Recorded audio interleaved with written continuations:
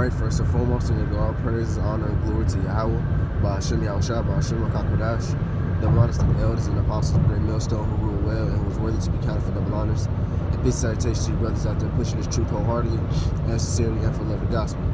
Alright, it's the brother Gabar here from the Indiana camp. Come back at you again with another sit down. I want to say Salakia for not making as many sit downs as I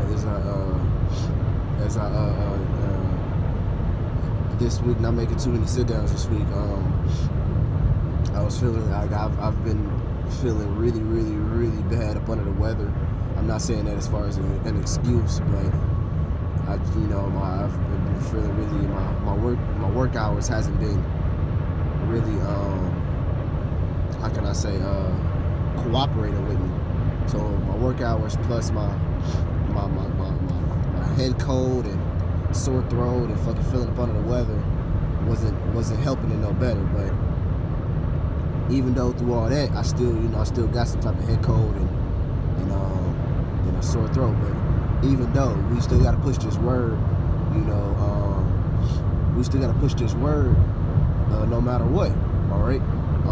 And basically, I want to make this video just to line back off what Apostle Tahar had made.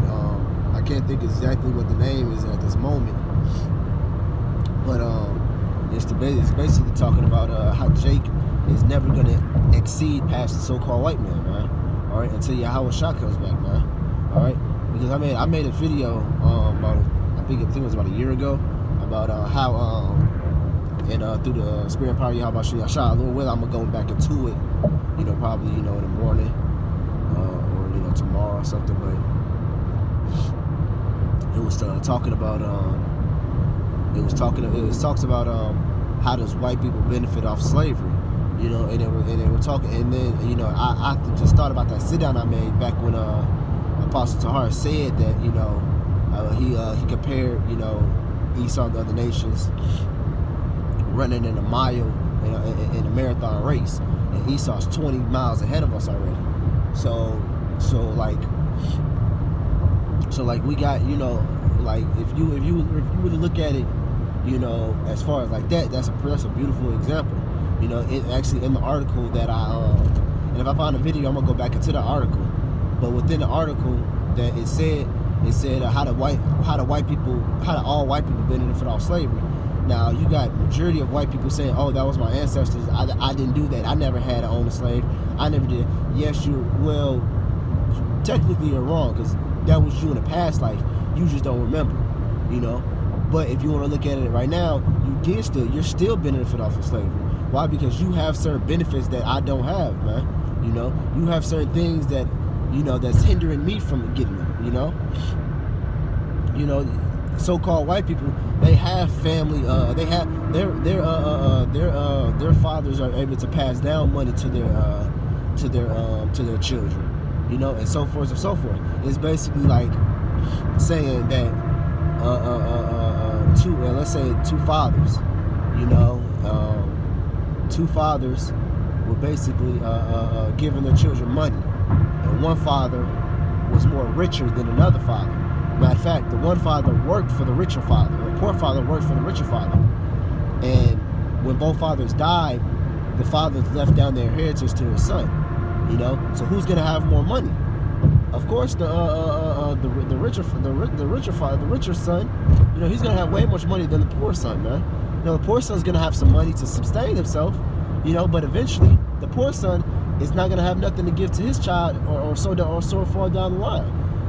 It's like basically giving a slice of cake. If I take one slice and I pass the rest of the cake down to my son, and my son takes one slice and I pass the rest of the cake down, eventually, yes, the cake is going to get all used up, but it's going to take way much more longer for that cake to get used up if one person is getting a slice of the cake, on down the line, versus if a person have a quarter of a piece of cake, eventually that cake is going to get used up way faster than a person that has a whole cake, And in the article, it said just imagine everybody starting before the black people, and then once the black people do start, once the black people do start the race, imagine giving them concrete sandals. You know, and what's the concrete sandals? The little hindrances, the curses that we're going to go through. Deuteronomy 28. You know, those are the curses. Those are going to hinder us. You know, to make it where we can't make it where we can't overpass this man, in riches and finances. You know, but the Apostle Tahar did say, he said, now you have some of our people, you know, who are rich. You know, who has money, who doesn't have to worry about, you know, where's their next meal gonna come from, who've made it in this society, you know. But on the other hand, they're not escaping those curses, you know. Those curses fits on them like a glove too, you know. Basically, they might suffer a couple curses that we might not suffer, you know.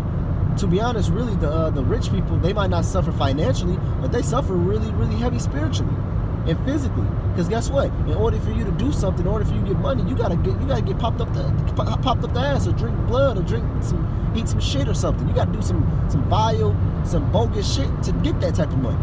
You know, spirits and demons fucking with you and shit. You know, throughout your day-to-day life. You know, that's torture, man. You know. Matter of fact, if you ever ask any rich, famous person, they would never suggest this lifestyle for anybody, man. You know, they would never suggest this lifestyle for people to live this lifestyle, man. You know, they say, man, go get away from this, man, because this is not what you think, man. This is hell, man. Be able to have to put on what another man tells you to put on, and have to eat what another man tells you to eat. You know, you're literally, to be honest, you're really a slave with money. You know, you're really an in-house slave. You know. Because the in-house slaves, what? They were taken care of. Yeah, they probably had a bed, and they probably had a room in the house. They probably was eating good food. You know, they probably was being taken care of. They wear nice clothes. You know, but guess what? They still a slave just like anybody other, man. They still have to do hands and foot of what the field workers had to do, man. You know. So basically, man, it doesn't matter, you know, what type of level you are in the society, man. You're gonna catch hell no matter what, man. You know.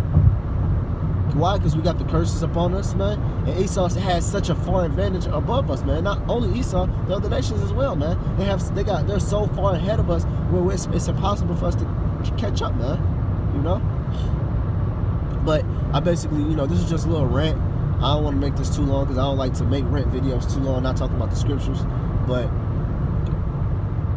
Lord willing, I hope this video was exhorting and edifying for you brothers out there. I want to give all praise, honor, and glory to Yahweh Bashim Yahushua Bashim Kakodash.